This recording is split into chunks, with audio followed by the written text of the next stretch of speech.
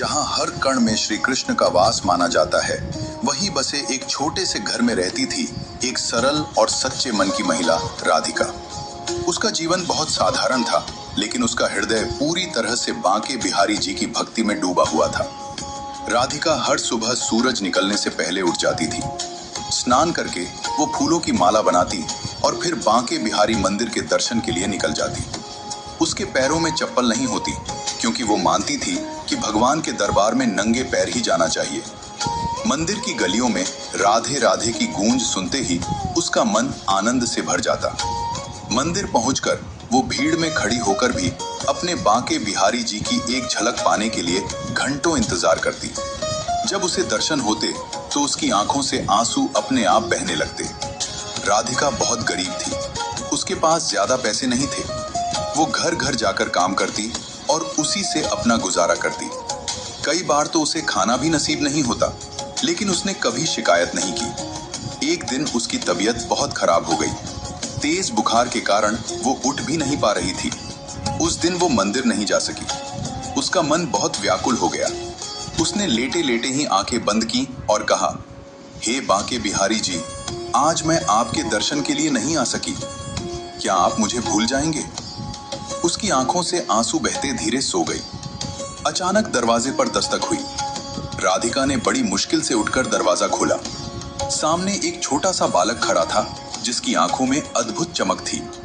बालक ने मुस्कुराते हुए कहा, माँ, ये प्रसाद लो। आज तुम मंदिर नहीं आई तो मैंने सोचा मैं ही तुम्हारे पास आ जाऊं। राधिका हैरान रह गई। उसने पूछा, तुम कौन हो बेटा? बालक बोला, मैं वहीं से आया हूं जहां तुम रोज जाती हो। ये कहकर उसने राधिका को प्रसाद दिया। राधिका ने जैसे ही प्रसाद खाया, उसे एक अजीब सी शांति और शक्ति महसूस हुई। उसका बुखार भी धीरे धीरे कम होने लगा।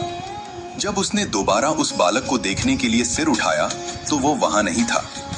अगले दिन जब राधिका थोड़ी ठीक हुई तो वो मंदिर गई। जैसे ही उसने बांके बिहारी जी के दर्शन किए, उसकी आंखें आश्चर्य से फैल गईं।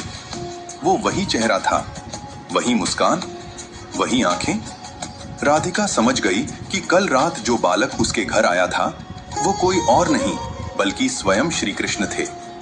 वो जोर जोर से रोने लगी और बोली, हे प्रभु, आप मेरे जैसे छोटे भक्त के लिए खुद चल कर आ गए। मैं कितनी भाग्यशाली हूँ। उस दिन के बाद राधिका का विश्वास और भी मजबूत हो गया। अब वो सिर्फ मंदिर जाकर ही नहीं, बल्कि हर पल अपने मन में बांके बिहारी जी का स्मरण करती रहती। धीरे धीरे उसके जीवन की कठिनाइयां भी कम होने लगी।